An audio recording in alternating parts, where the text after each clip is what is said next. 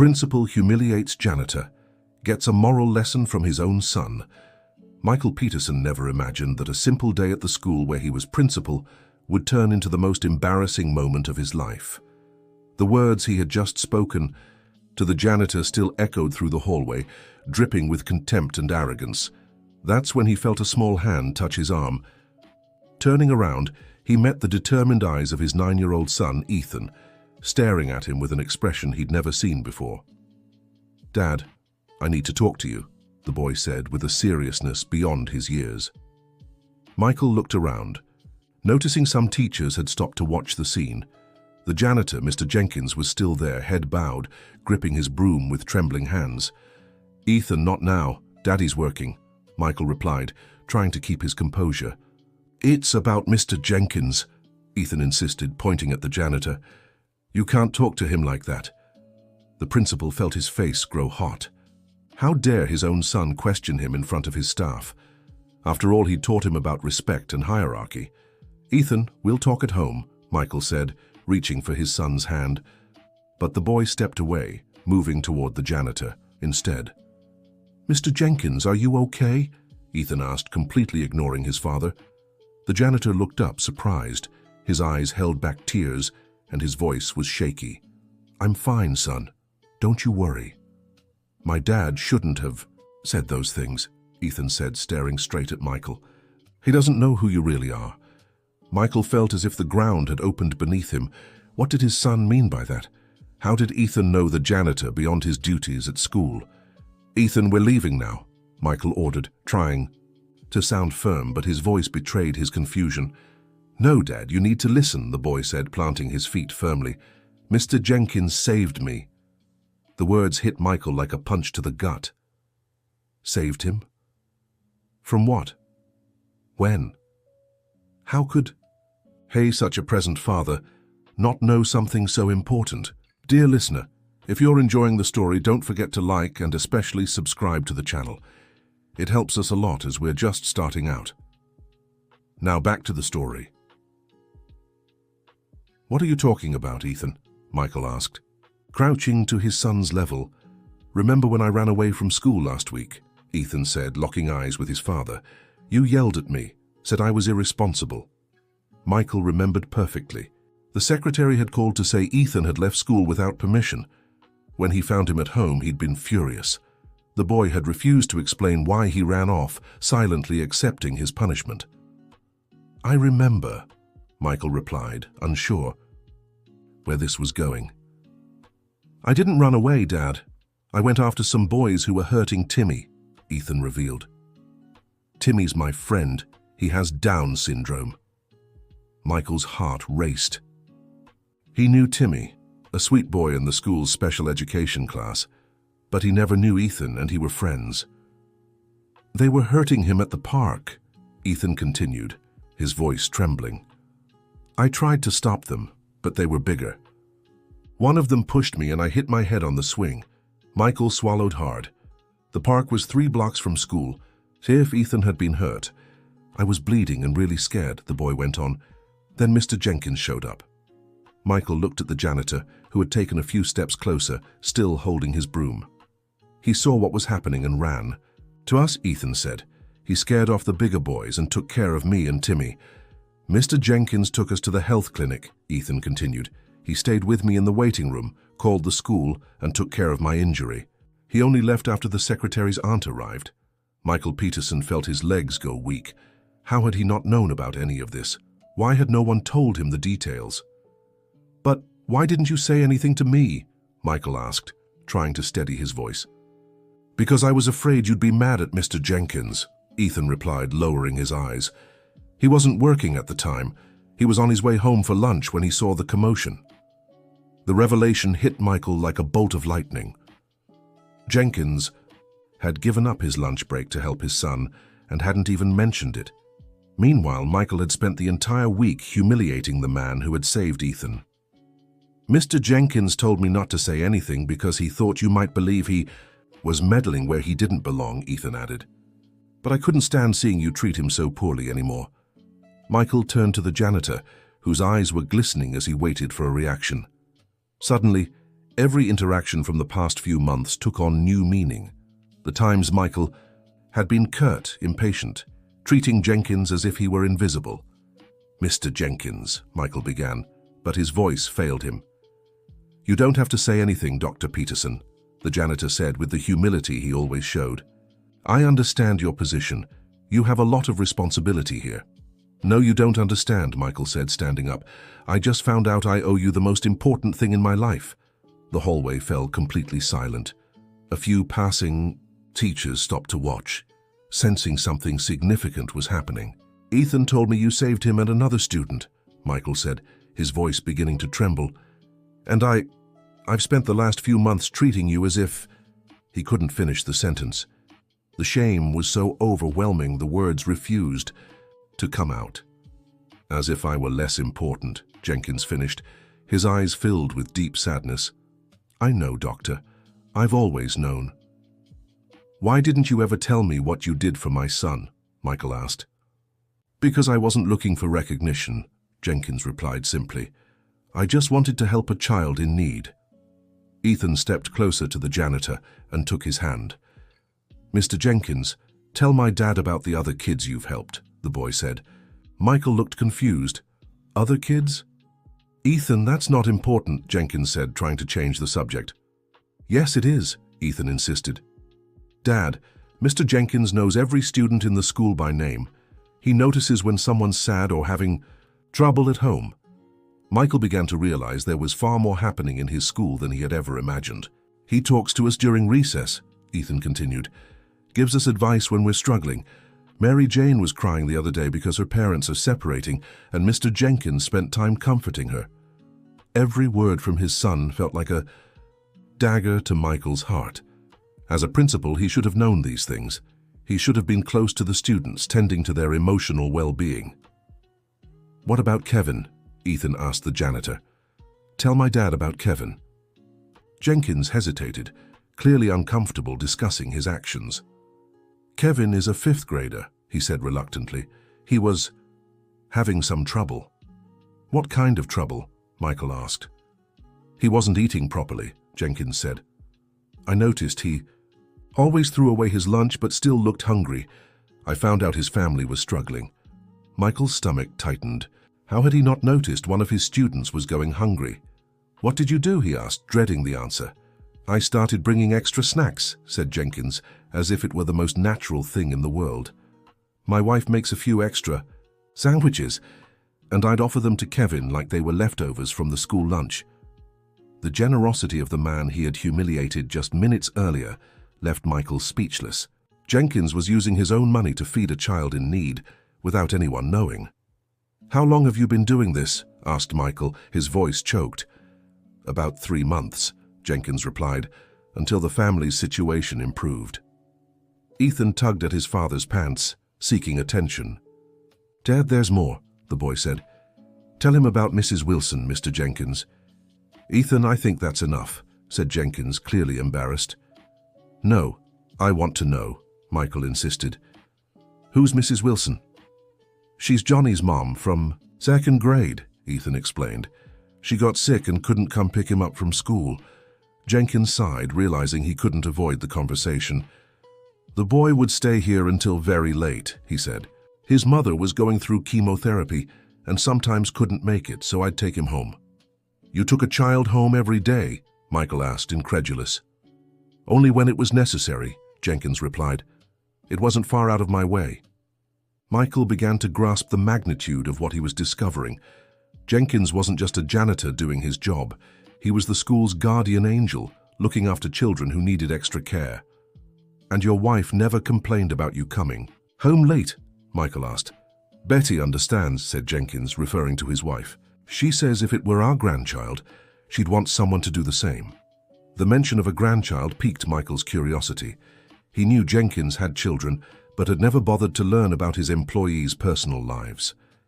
"You have grandchildren?" he asked. "Yes, I do," Jenkins replied, his eyes lighting up. "2 little grandsons, one's 7, the other's 4.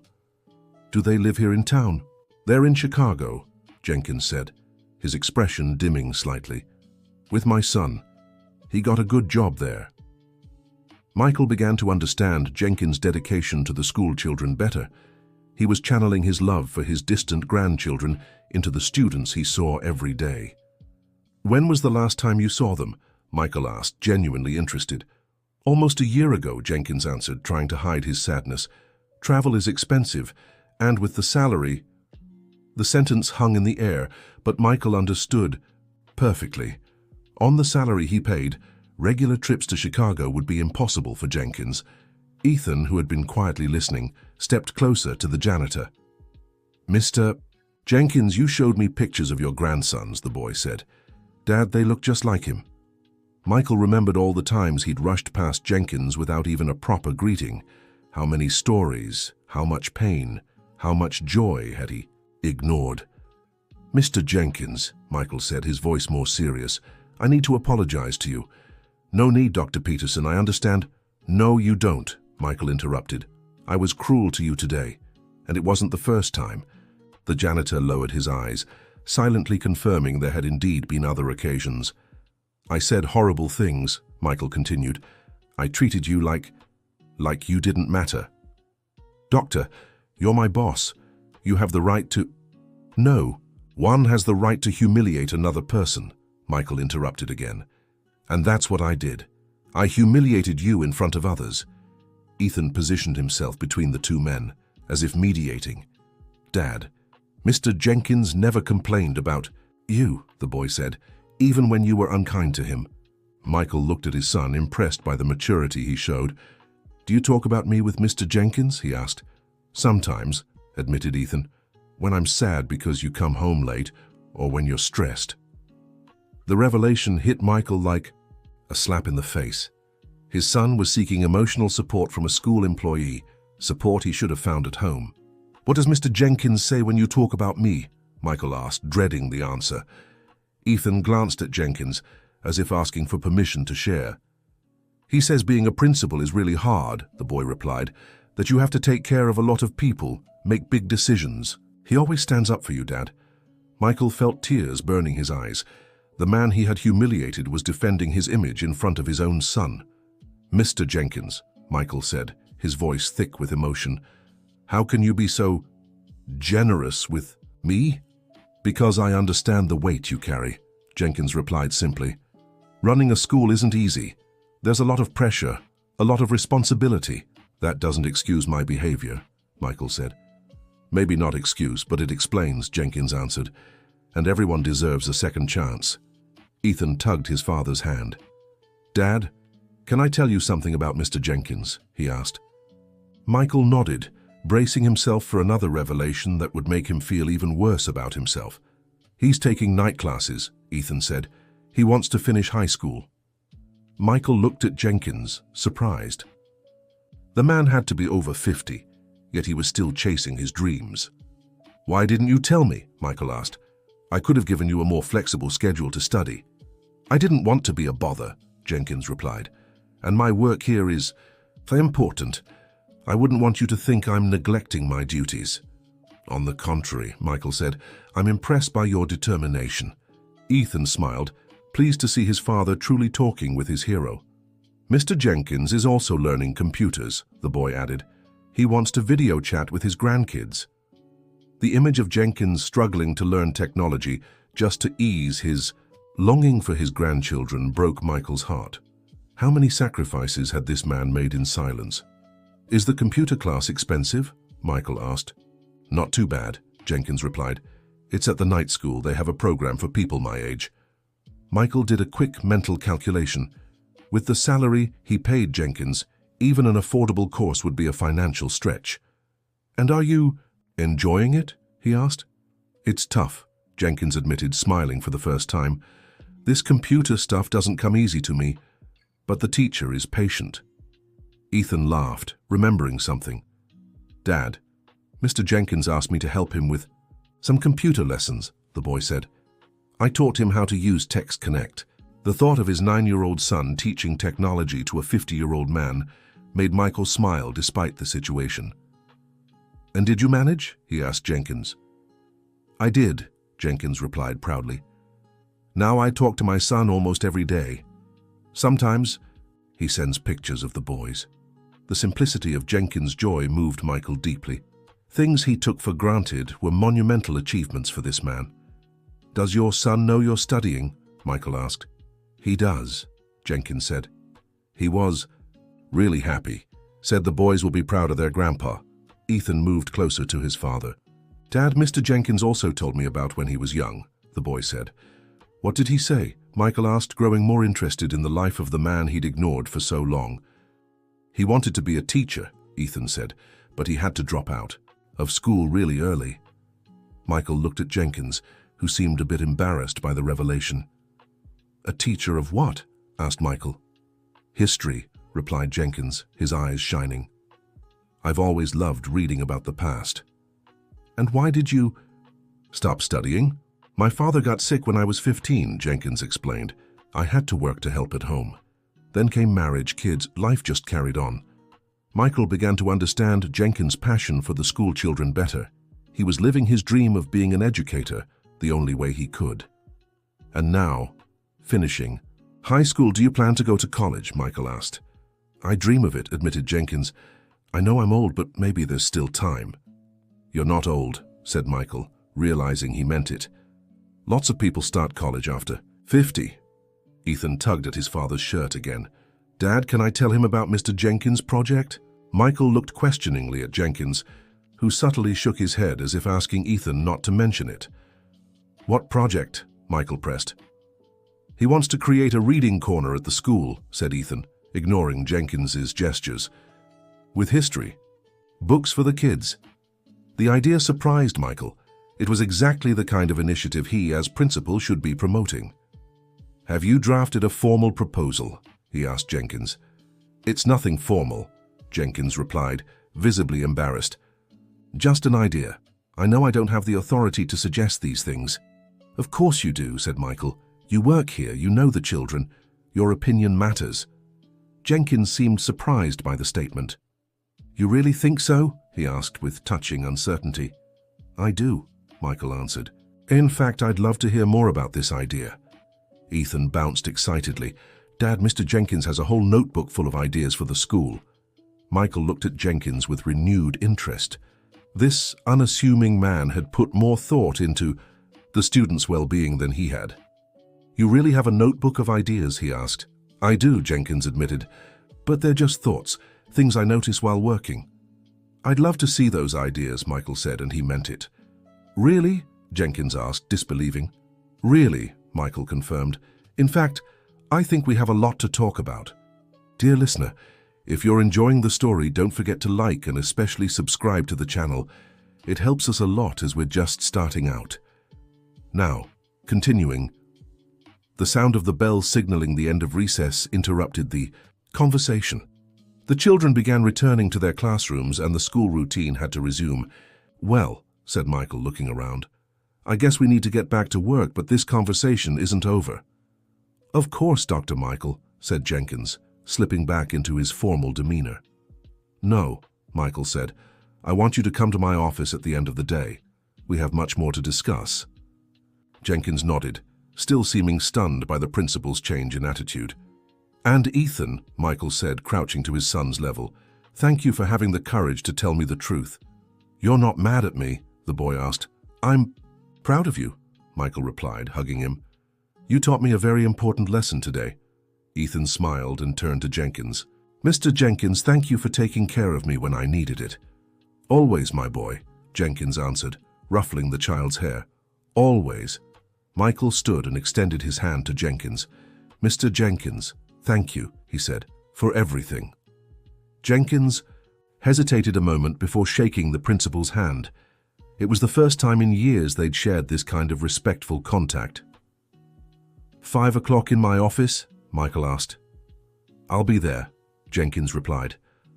Father and son walked down the hallway, leaving Jenkins alone with his thoughts.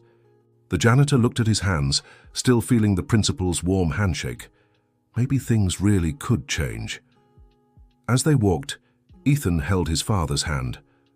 "Dad, you won't be mean to Mr. Jenkins anymore, right?" "Never again," Michael promised. "And I'll try to be a better principal, a better father." "You're already a good dad," said Ethan. "You just need to listen more." The words of his 9-year-old son carried more wisdom than many adults showed in a lifetime. When they reached the car, Michael paused before starting the engine. "Ethan, tell me something," he said. "How did you get so close to Mr. Jenkins?" "He's always been nice to me," Ethan replied simply. "When I get to school in the morning, he always says good morning and asks how I am." Michael realized this. Basic kindness, which should have been natural, had become special precisely because it was rare. "And what else do you talk about?" "Everything," said Ethan. "About school, about friends, about you and Mom. He always has time to listen." The word always echoed in Michael's mind. When was the last time he had truly stopped to listen to his son? "Ethan, why didn't you ever tell me about these conversations with Mr. Jenkins?" "Because you're always busy," the boy answered, without malice, just stating a fact. "And Mr. Jenkins said he didn't want to bother you with small things."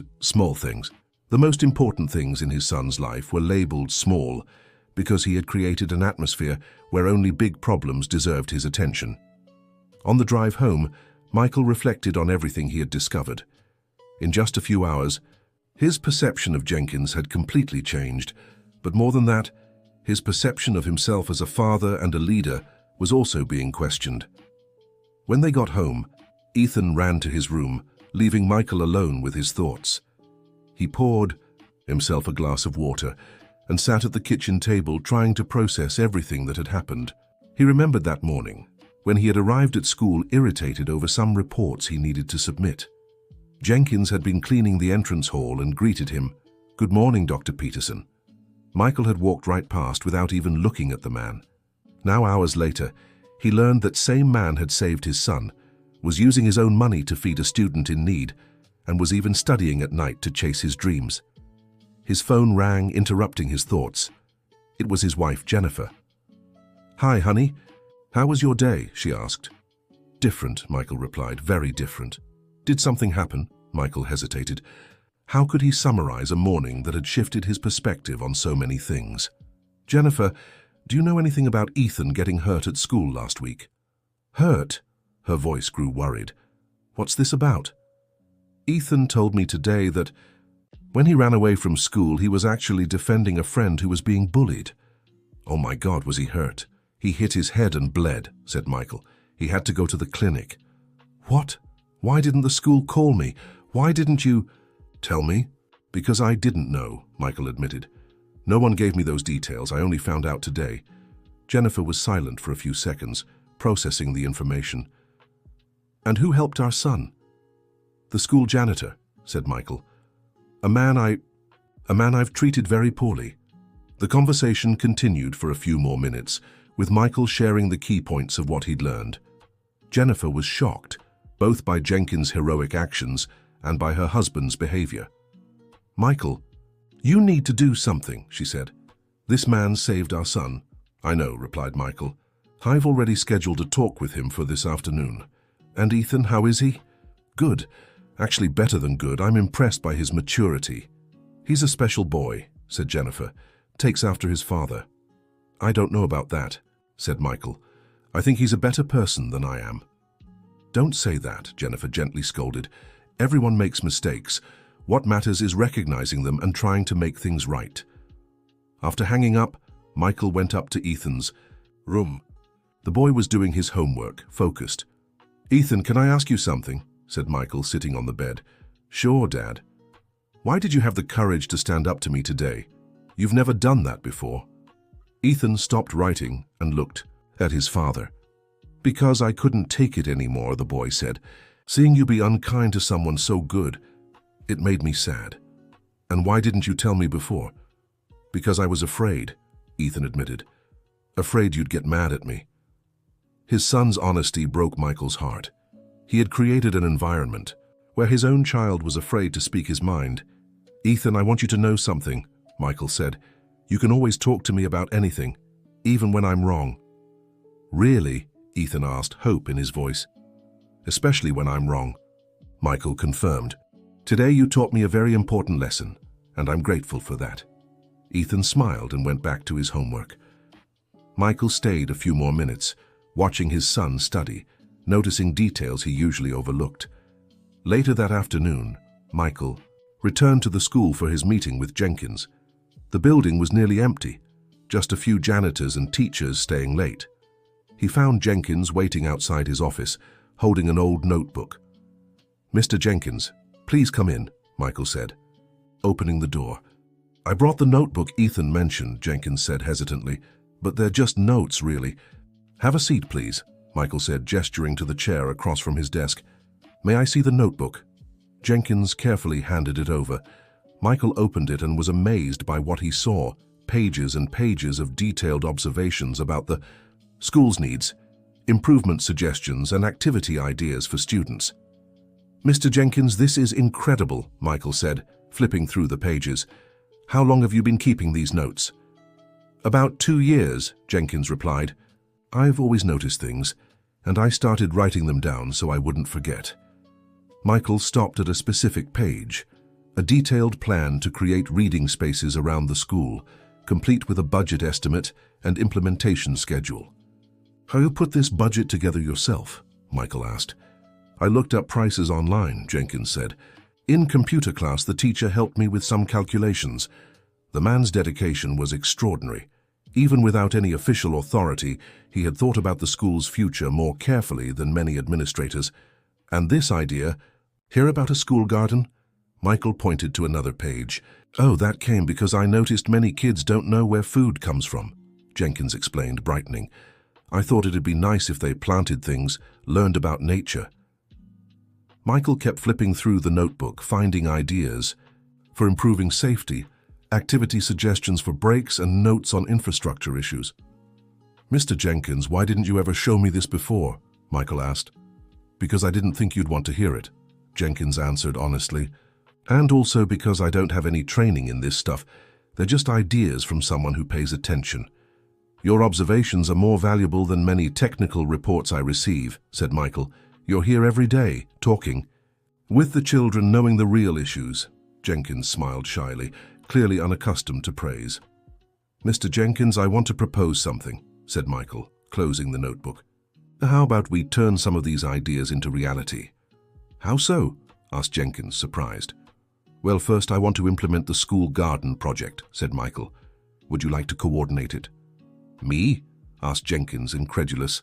"But I'm just the janitor." "You're much more than that," said Michael. "You're a born educator, and I need people like you on my team." Jenkins fell silent for a few seconds, processing the offer. "But I don't have a degree," he finally said. "You're working on the degree," replied Michael. "And you already have the hands-on experience. Besides, I have another proposal for you." "What is it?" "The school has a scholarship program for staff who want to attend college," said Michael. "Would you like to apply?" Jenkins' eyes filled with tears. "Are you serious?" he asked, his voice cracking.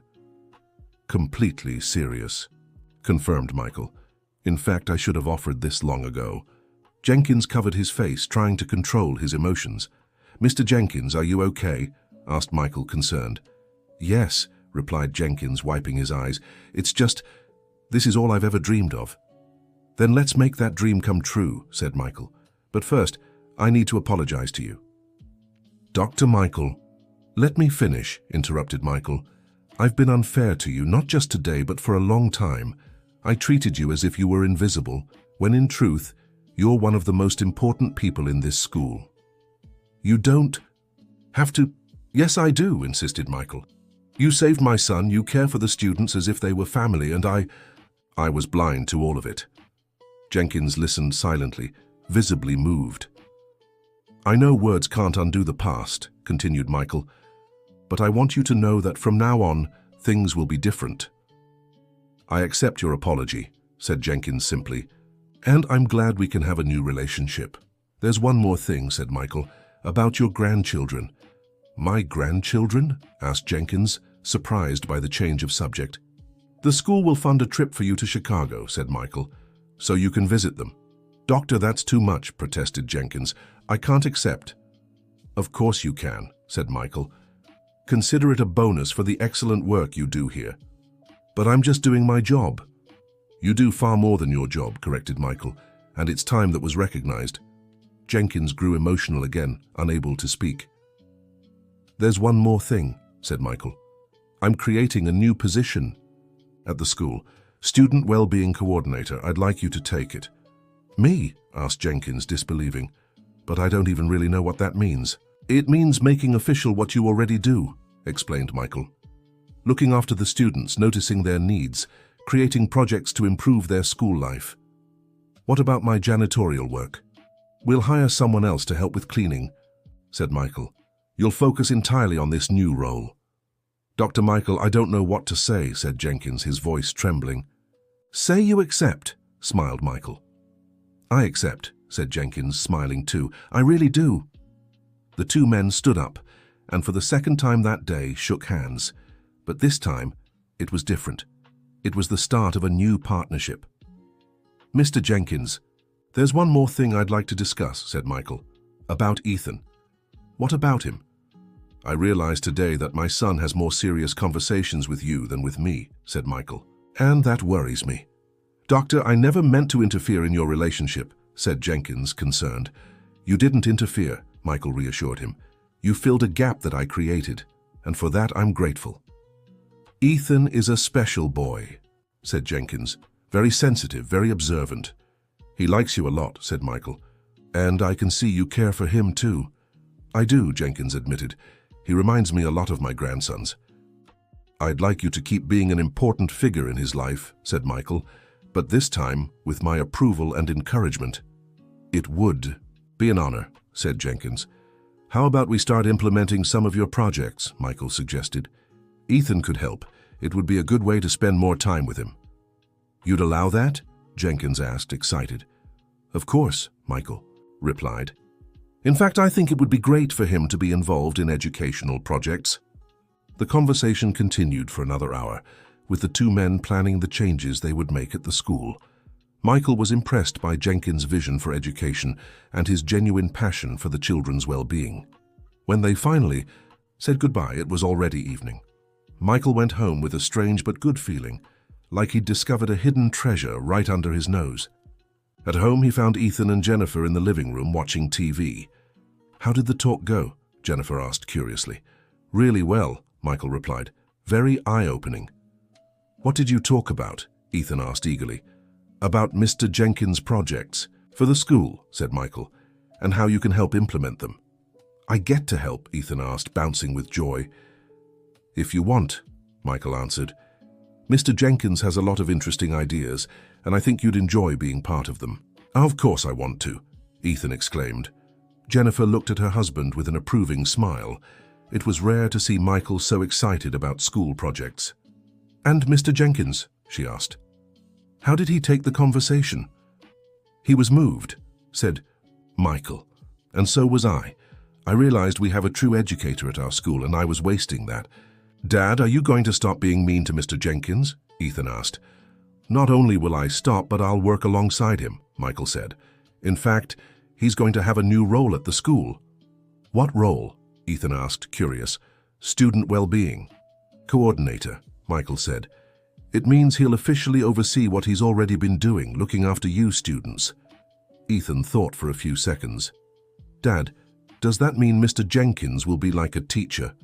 "Something like that," Michael replied. "He'll keep taking care of the school, but he'll also develop educational projects." "That's so cool," Ethan exclaimed. "Can I tell him tomorrow?" "Of course," said Michael. "In fact, how about we start the school garden project next week?" "Really?" Ethan asked, thrilled. "Really," Michael confirmed. "Mr. Jenkins will lead it, and you'll be the first student volunteer." Ethan hugged his father tightly. "Thank you, Dad. You're the best principal in the world." Michael returned the hug, feeling deep emotion. It had been a long time since he'd received such a spontaneous display of affection from his son. "Ethan, can I ask you something?" Michael said. "Sure. How did you know you had to stand up to me today? It couldn't have been easy." Ethan thought for a few seconds before answering. "Mr. Jenkins always says that when you see something unfair, you have to be brave enough to speak up," the boy said, "even when it's hard." "He said that?" Michael asked, impressed. "Yeah, he did," Ethan confirmed. He said that good people sometimes do bad things, but that we can help them see their mistakes. The wisdom of Jenkins' words passed through his 9-year-old son deeply moved Michael. "And you thought I was a good person doing bad things?" Michael asked. "I did," Ethan replied simply. "Mr. Jenkins thinks so too. Even after everything I did?" "Dad, Mr. Jenkins never speaks badly of you," Ethan said. "He always says you're a good man with a lot of responsibility." Michael felt a wave of emotion. Jenkins had protected his reputation even after being mistreated by him. That night, Michael lay awake for a long time, reflecting on everything that had happened. In less than 24 hours, his perception of Jenkins, of himself as a father and as a leader, had completely changed. The next day, he arrived at school early, eager to start implementing the discussed changes. He found Jenkins already working, as always. "Good morning, Mr. Jenkins," Michael said, stopping to greet him properly. "Good morning, Dr. Peterson," Jenkins replied, clearly surprised by the attention. "Did you sleep well?" Michael asked. "To be honest, I barely slept," Jenkins admitted. "I keep wondering if yesterday was real." "It was real," Michael smiled. "And today we'll start making it official." "Are you sure?" Jenkins asked. "You won't regret it." "Absolutely sure," Michael replied. "In fact, I should have done this a long time ago." Throughout the day, Michael began putting the promised changes into action. He spoke with the secretary about creating the new position, started the paperwork for the scholarship, and began planning the implementation of Jenkins' projects. The news of Jenkins's new role spread quickly through the school. The teachers were surprised but also curious to see how it would work. "Principal," said Mrs. Sarah, who taught Ethan's class, "may I ask about Mr. Jenkins' new role?" "Of course," Michael replied. "He'll be responsible for observing and tending to the students' emotional well-being." "And why him specifically?" "Because he was already doing it informally," Michael explained, "and doing it very well." Sarah nodded, remembering times she'd seen Jenkins talking to students who seemed sad or worried. "That makes sense," she said. "He really has a gift with children." Mid-morning, Michael went to find Jenkins to discuss some details about the garden project. "Mr. Jenkins, do you have a minute?" "Of course, Dr. Peterson. I wanted to talk about the location for the garden," Michael said. "Have you thought of a specific spot?" "I have," Jenkins replied enthusiastically. "There's an area behind the main building that gets sunlight all morning." "Show me," Michael requested. The two walked to the mentioned area. It was a space currently used only for storing cleaning supplies. "This would be perfect," Jenkins said, pointing to a roughly 10-square-meter area. "We could build raised beds, making it easier for the kids to tend to." Michael studied the space critically. It really would be ideal. "How much do you think it would cost to set up in?" he asked.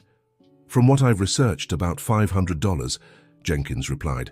"That includes soil, seeds, and materials for the beds." "Very reasonable," Michael said. "Let's do It really? Jenkins asked, still disbelieving. "Really," Michael confirmed. "In fact, how about increasing the budget?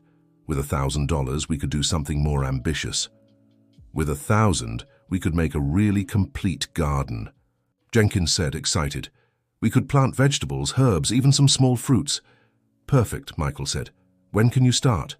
"Whenever you give the go-ahead," Jenkins replied. "Consider it approved," said Michael. "And Mr. Jenkins?" "Yes?"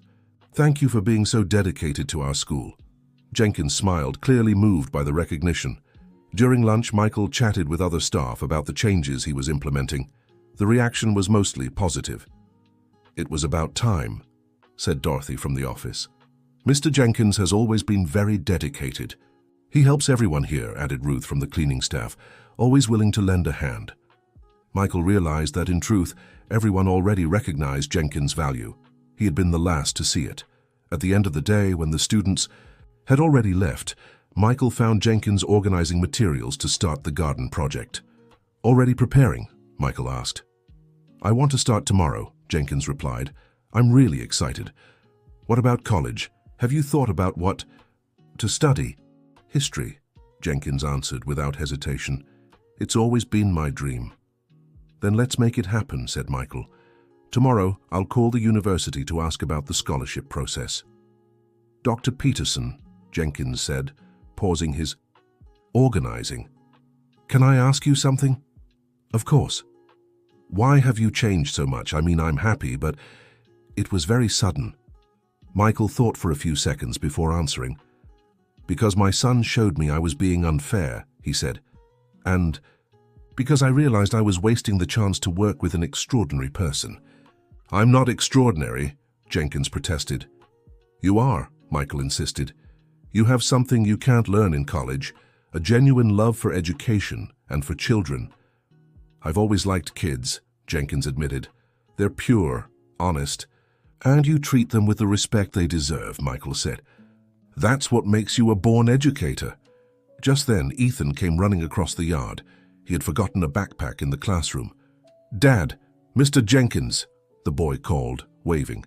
Hi, Ethan, said Jenkins. Forget something? My backpack, Ethan replied. Can I see how the garden will look? Of course, Jenkins said, leading the boy to the marked area. It'll be right here.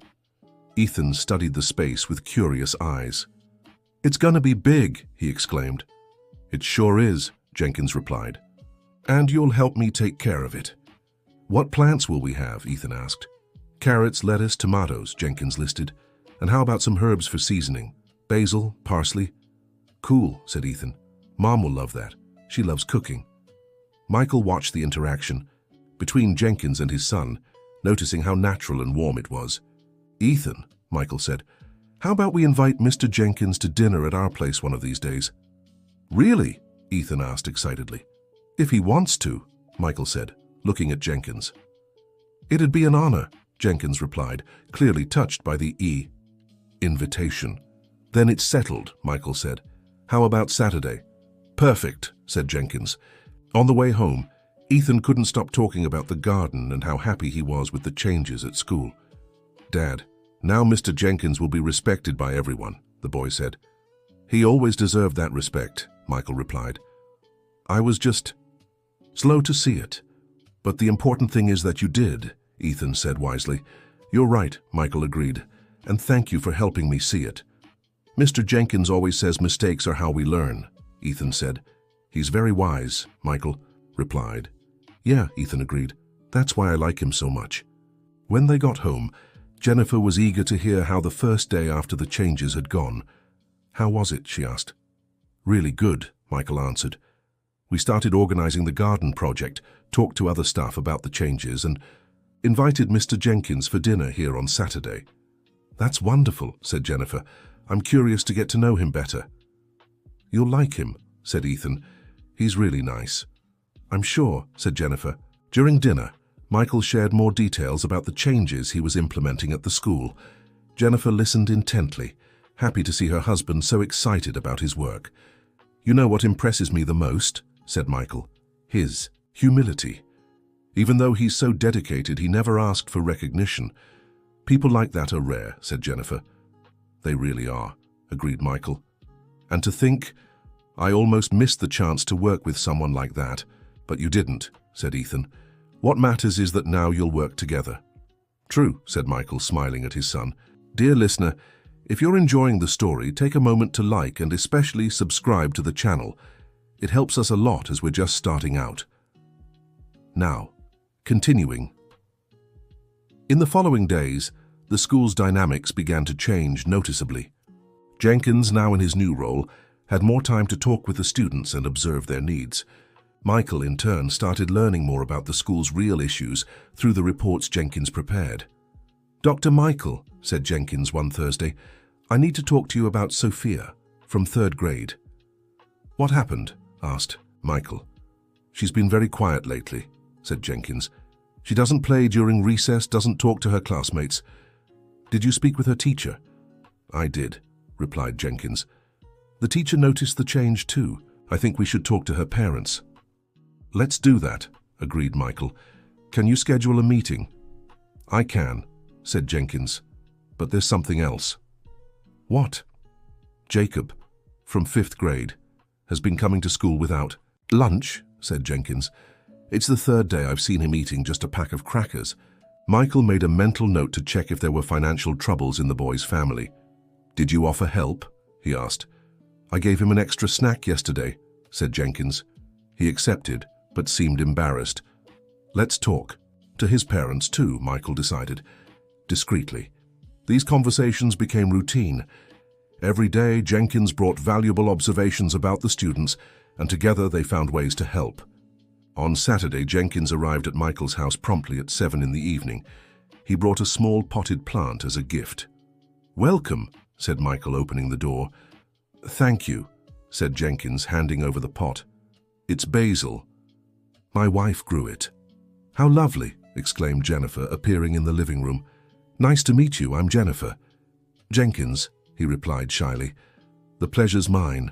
Ethan came running and hugged Jenkins. "Mr. Jenkins, I'm so glad you came." "Hi, Ethan," said Jenkins, returning the hug. "How are you?" "Good. I want to show you my room later." During dinner, the conversation flowed naturally. Jenkins talked about his family, his studies, his plans for the school. Michael and Jennifer were impressed by his passion for education. "Mr. Jenkins," said Jennifer, "Michael told me about the garden project. I think it's amazing." "It's an old dream," said Jenkins. "I've always believed children should connect with nature. Have you already started?" she asked. "We began yesterday," replied Jenkins, excited. "We made the first beds." "Dad, can I tell him about the seeds?" asked Ethan. "Of course," replied Michael. "Mr. Jenkins let each student pick a seed to plant," said Ethan. "Mine was cherry tomatoes." "How cool," said Jennifer. "And when will you harvest them?" "In about 2 months," answered Jenkins. "It depends on the plant." The conversation continued, covering various topics. Michael noticed that Jenkins was a cultured person, interested in education, history, and had well-founded opinions on many subjects. "Mr. Jenkins," said Michael, "have you ever thought about writing a book on education?" "A book?" asked Jenkins, surprised. "I'm not sure I have the knowledge for that." "You have practical experience," said Michael, "and sometimes that's worth more than theory." "It's an interesting idea," said Jenkins thoughtfully. "I'd help," offered Ethan. "I could draw the illustrations." Everyone laughed at the boy's sincere offer. "It would be an honor to have your illustrations," Jenkins told Ethan. After dinner, Ethan showed Jenkins his room, and the two talked about the books the boy enjoyed reading. "Mr. Jenkins," said Ethan, "have you read The Wizard Chronicles?" "Not yet," admitted Jenkins, "but I'm curious. I'll lend it to you," offered Ethan, grabbing the first book in the series. "Are you sure?" asked Jenkins. "Yes," said Ethan, "you'll like it." When Jenkins was leaving, Michael walked him to the gate. "Thank you for the evening," said Jenkins. "Your family is wonderful." "Thank you for accepting the invitation," said Michael, "and for being so kind to Ethan." "He's an amazing boy," said Jenkins. "You have every reason to be proud." "I do," agreed Michael. "By the way, Mr. Jenkins, I have good news about college. On Monday." "Did you manage something?" asked Jenkins eagerly. "Yes," smiled Michael, "but I'll save it for Monday." "Now I'll be curious all weekend," laughed Jenkins. "That's the idea." Michael laughed too. On Monday, Michael found Jenkins early, eager to share the good news. "Mr. Jenkins, you got the scholarship," said Michael without hesitation. "I did?" asked Jenkins, disbelieving. "You did," confirmed Michael. "The university approved your application for the history program, and the scholarship covers 100% of the tuition." Jenkins sat in a nearby chair, visibly moved. "I can't believe it," he said, his voice thick with emotion. "Believe it," said Michael. "You deserve this and much more." "When do classes start?" asked Jenkins. "Next month," replied Michael. "And I've already spoken with the school administration here. We'll adjust your schedule so you can balance work and studies." "Dr. Michael, I don't know how to thank you," said Jenkins. "No need to thank me," said Michael. "Just keep being the incredible person you are." The news spread quickly through the school. The teachers were happy for Jenkins's achievement, and the students, especially Ethan, were thrilled. "Dad, now Mr. Jenkins will be a real teacher," said Ethan. "He's always been a real teacher," corrected Michael. "Now he'll just have the diploma to prove it." The following weeks were full of activity. The garden project was thriving, with students taking turns to care for the plants. Jenkins began implementing other projects from his notebook, always with Michael's enthusiastic support. "Mr. Jenkins," said Michael one afternoon, "what if we started a book club?" "That would be great," replied Jenkins. "I've thought about it many times." "Then let's do it," decided Michael. "You can lead it." "Absolutely," said Jenkins. "I can start with the students who show the most interest in books." "Ethan will definitely want to join," said Michael. "Of course," smiled Jenkins. "He's a voracious reader." The book club was an immediate success. It started with just 5 students, but within weeks there were 15 participants. Jenkins led the book discussions with passion and knowledge, encouraging students to share their opinions. "Mr. Jenkins," said the teacher, Sarah, "the students in the reading club are producing much better essays." "That's natural," replied Jenkins. "The more you read, the better you write." "You have a real talent for this," said Sarah. "You're going to be an excellent teacher." Sarah's words of encouragement touched Jenkins deeply. After so many years of being seen only as a janitor, being recognized as an educator was a dream come true. During one of the reading club meetings, Ethan made a suggestion that surprised everyone. "Mr. Jenkins, what if we created a school newspaper?" the boy said. "A newspaper?" Jenkins asked, intrigued. "Yeah," Ethan replied. "Everyone could write about different topics. I could draw the illustrations." "That would be an amazing idea," Jenkins said, "but we'd need the principal's approval." "My dad will love it," Ethan said confidently. And sure enough, when Jenkins presented the proposal, Michael was thrilled. "Brilliant idea," Michael said. "When can we start?" "We can begin next week," Jenkins replied. "The reading club students can be the first writers." "Perfect," Michael said. "You'll have a budget to print the newspaper." The school newspaper project brought new energy to the school. The students were excited to see their writing and drawings in print, and parents praised the initiative. "Dr. Peterson," one mother said during a meeting, "my son has never been so interested in writing. This newspaper project is working. Wonders." "All the credit goes to the project coordinator," Michael said, looking at Jenkins. "He has a special gift for motivating the children." These words of public recognition made Jenkins feel truly valued for the first time in his career. A few months later, when Jenkins was already attending college and his school projects were well established, Michael received a call that would change everything again. "Dr. Peterson," the voice on the phone said, "this is the Department of Education. We have a proposal for you." "What kind of proposal?" Michael asked. "We'd like you and your team to present your school's innovative projects at the State Education Conference." Michael was surprised. He hadn't realized their projects had gained so much attention. "May I ask how you heard about our work?" he inquired. "Your school's performance has improved significantly in recent months," the official explained. "And we've received very positive feedback about the initiatives you've implemented." After hanging up, Michael went to find Jenkins to share the news. "Mr. Jenkins, we need to talk," Michael said, finding him in the garden with a group of students. "Did something happen?" Jenkins asked, concerned. "Yes, but it's good news," Michael reassured him. "Very good news." After explaining the conference invitation, Jenkins was speechless. "They want me to present too?" he asked, disbelieving. "Of course," Michael said. "The projects are yours. You should be the one to present them." "But I'm not even graduated yet," Jenkins protested. "You have something better than a degree, experience and results," Michael said, "and a genuine passion for education." Preparing for the conference took several weeks.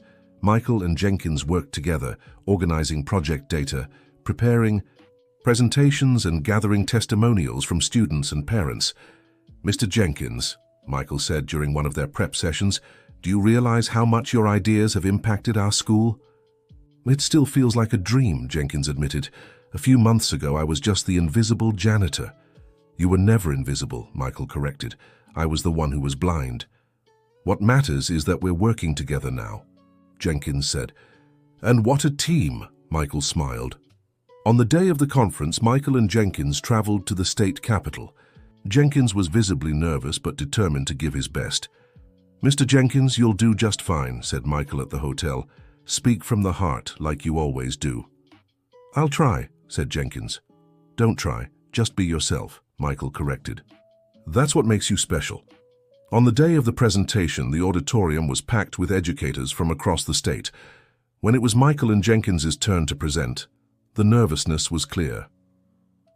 Good morning, Michael began. We're here to talk about transforming a school by paying close attention to students' real needs. The presentation flowed naturally. Michael spoke about the importance of valuing every staff member, and Jenkins shared his projects with the passion he always showed. The secret, Jenkins said into the microphone, isn't having endless resources. It's observing, listening, and genuinely caring for each child. The auditorium fell silent, absorbing Jenkins's simple yet profound words. Every student has a story, he continued, and when we know those stories, we can truly help. When they finished, the room erupted in applause.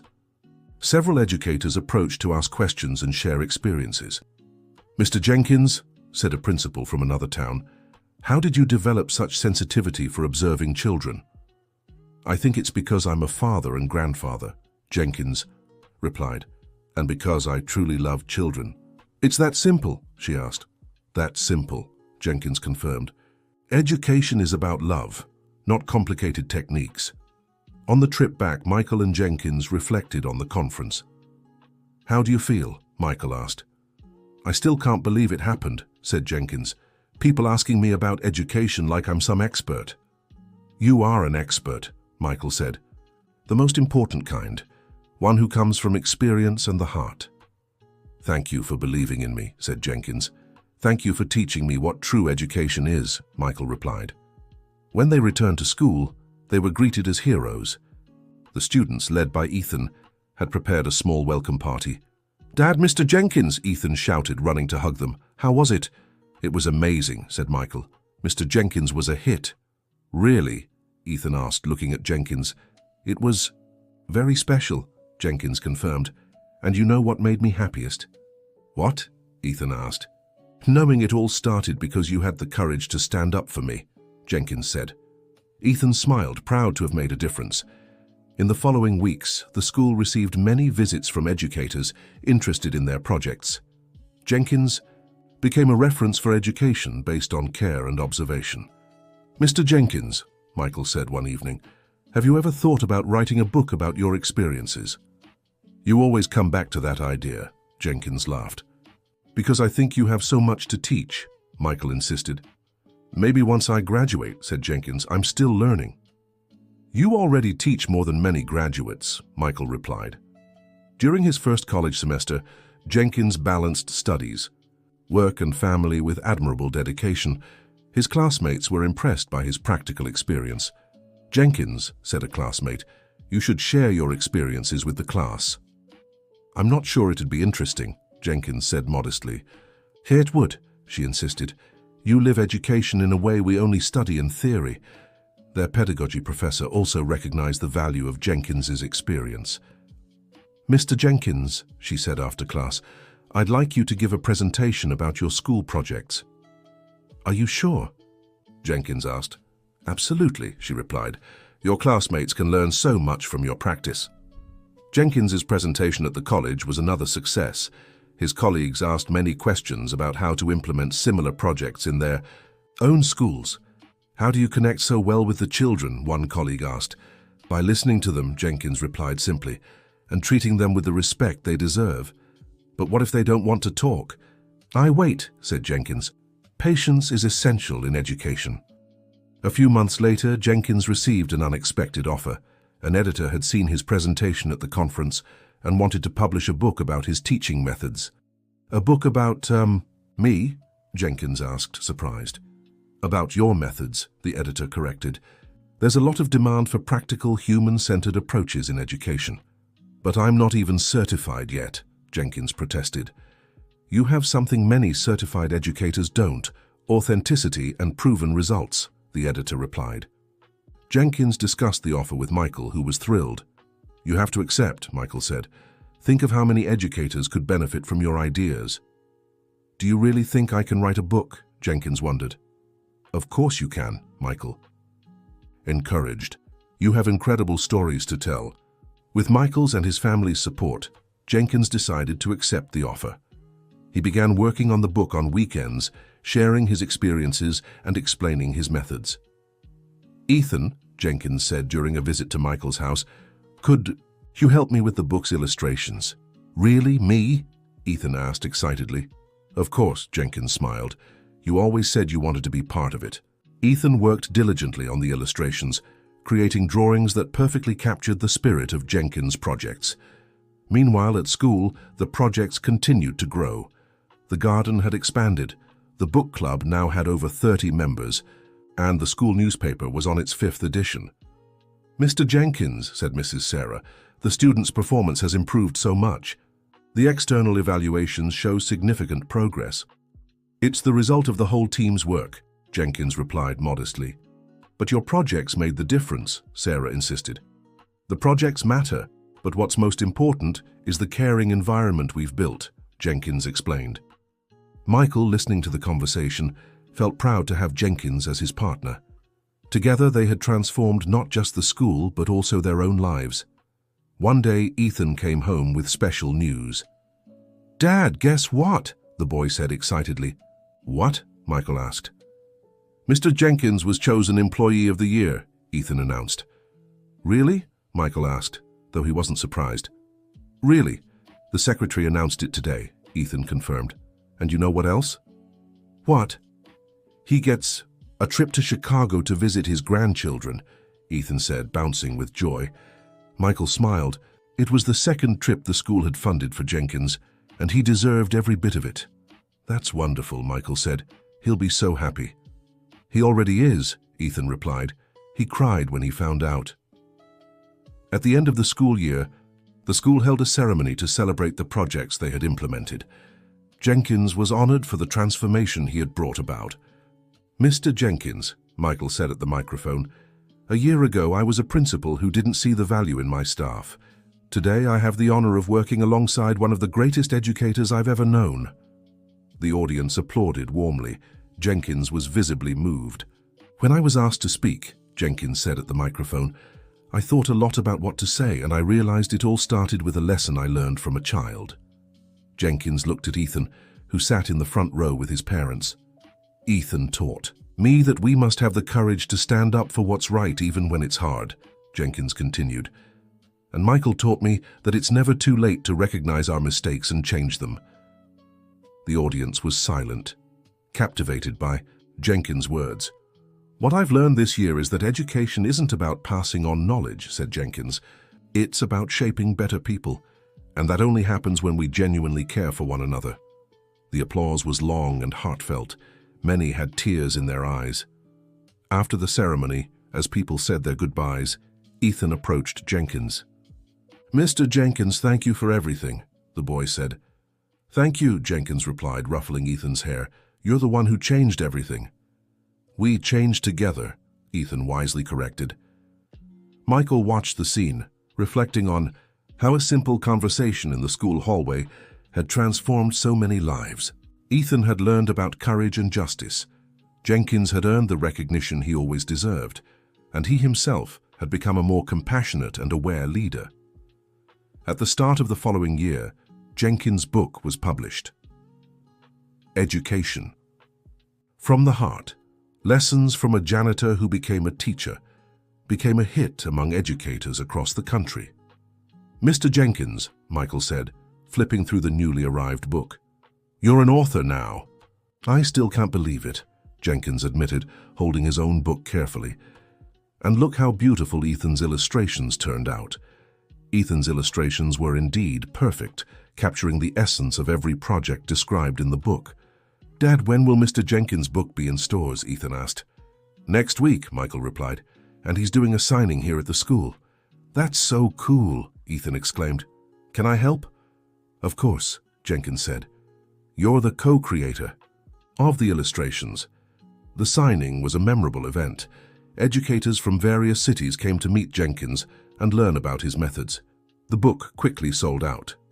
"Mr. Jenkins," one teacher said, "I've been trying to implement your projects at my school, but the administration is resistant." "Start small," Jenkins advised. "One project at a time, then show them the results." And if they still don't, support it? Keep doing what you can, Jenkins said. Change sometimes takes time, but it's worth the effort. His words encouraged many educators present. A few months later, Jenkins graduated with honors in history. The graduation was a special moment, celebrated by the entire school community.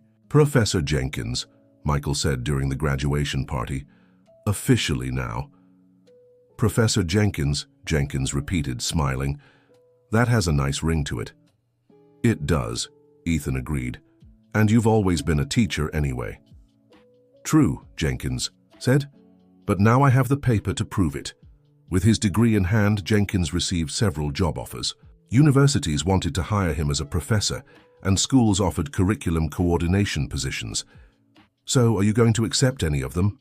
Michael asked, curious but worried about losing his partner. I don't know, Jenkins said. I really love what I do here. But the opportunities are tempting, Michael said. They are, Jenkins admitted. But here I have something money can't buy. What's that? A family, Jenkins said, looking around the school. All of you are my family.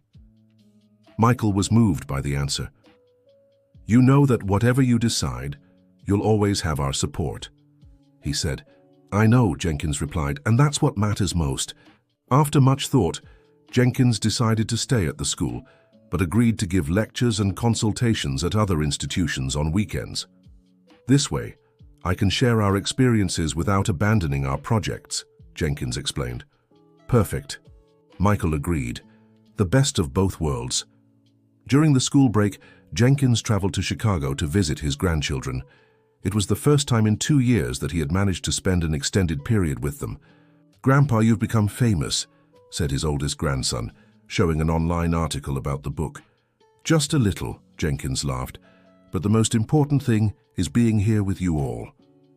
Dad said you became a teacher, said the youngest grandson. I did, Jenkins confirmed. And you know what else? I met a very special boy who helped me get here. Who? Ethan, said Jenkins. He's about your age, and he was the one who stood up for me when I needed it. The grandsons grew curious to meet Ethan, and Jenkins promised to take them to visit the school one day. When he returned from vacation, Jenkins was greeted with celebration by the students. Ethan had organized a surprise with his book club friends. Welcome back, Professor Jenkins, they all shouted in unison. What a wonderful surprise, said. Jenkins visibly moved. Professor Jenkins, did you bring pictures of your grandsons? Asked Ethan.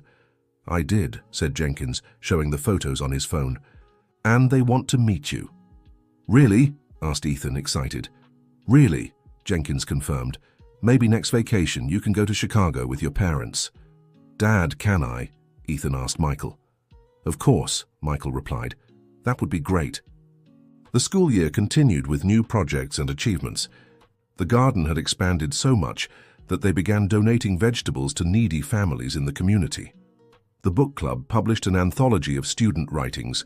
The school newspaper won a regional award. Mr. Professor Jenkins, said Michael, still getting used to the new title. We need to talk about your next goal. What next goal? Asked Jenkins. A master's degree, said Michael. You have the potential to become a researcher. You really think so? Asked Jenkins. I'm certain, Michael confirmed. Your practical experience combined with theoretical knowledge would be valuable for education. Jenkins considered the suggestion. The idea of researching education truly appealed to him. I'll think about it, he said. But first, I want to solidify everything we're doing here. Of course, Michael agreed. But when you're ready, you have my full support. One Friday afternoon, as Jenkins watered the garden plants with some students, Ethan approached with a thoughtful expression. Professor Jenkins, can I ask you something? He said. Of course. Do you regret being a janitor for so long? The question caught Jenkins off guard. He stopped watering and thought for a few seconds. Not one bit, he replied. It was as a janitor that I learned to observe, to listen, to care about people. But you could have been a teacher much sooner, Ethan insisted. Maybe, said Jenkins. But if I had, I wouldn't have the experiences I do today. Every stage of life teaches something different. And what did being a janitor teach you? Ethan asked, curious.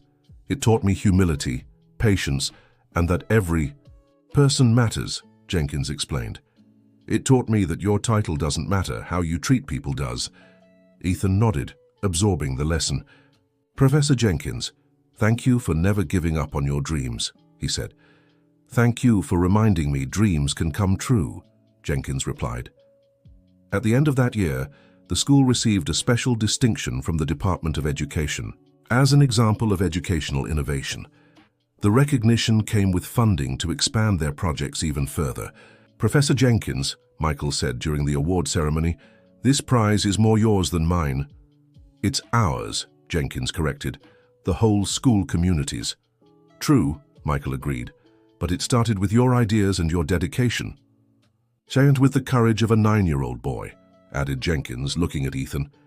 Ethan, now 11 and already in 6th grade, had grown a lot but remained the same observant and brave boy who had changed everything 2 years earlier. Mr. Jenkins, Ethan said during the party, do you think I can be an educator when I grow up? You already are, Jenkins replied. You taught me the most important lesson. What was that? That we should stand up for what's right, even when it's hard, Jenkins said. That's the foundation of all education. Then I'll keep being an educator, Ethan decided. I'm sure you'll be a great one, Jenkins said. That night, as the party continued, Michael, Jenkins, and Ethan stepped away from the crowd to talk. You know what amazes me most about this whole story, Michael said. What? Asked Jenkins and Ethan. How one moment of courage changed so many lives, Michael replied. Ethan had the courage to confront me, I had the courage to admit my mistake, and Jenkins had the courage to believe he could be more than he was. Courage is contagious, Jenkins said. When someone has the courage to do what's right, it inspires others to do the same. And it all started because you saw an injustice and decided to act, Michael told Ethan. Actually, it all started because Mr. Jenkins saved me, Ethan corrected, and taught me that we should take care of each other. What a beautiful story we have, Jenkins said, moved. And it's not over yet, Michael added. We have so much more to build together. True, Ethan agreed, and now I can help even more because I understand things better. The three stood there, watching the party, each reflecting on the journey they had shared. From a moment of humiliation and confrontation, a partnership had been born, one that transformed an entire school. Mr. Jenkins, Ethan said after a few moments of silence. Yes? Thank you for saving me that day in the square, Ethan said. And thank you for saving my dad, too. What do you mean, saving your dad? Jenkins asked, confused. You taught him to be a better person, Ethan explained, and that saved our family. Michael felt his eyes well up. Truly, Jenkins had saved far more than he ever realized. Actually, Michael said, it was both of you who saved me. Ethan with his courage and Jenkins with his generosity and forgiveness. We saved each other, Jenkins said. That's what people do when they truly care. And we'll keep saving each other, Ethan said. Forever. Forever, Michael and Jenkins agreed. In that moment, the three understood they had created something much bigger than mere friendship or professional partnership. They had created a chosen family, built on respect, love, and the desire to make a difference in people's lives. The story that had begun with a moment of humiliation and confrontation had transformed into a journey of growth, forgiveness, and fulfillment. And most importantly, it was only the beginning of many more stories yet to come. As the party continued in the background, the three remained there, united by the certainty that together they could face any challenge and build an even brighter future for all the students who would cross their paths. The end. And you, what did you think of this story of transformation and courage? Share in the comments which part moved you the most, and if you've ever experienced something similar. Don't forget to leave your like and subscribe to the channel so you don't miss more heartwarming stories.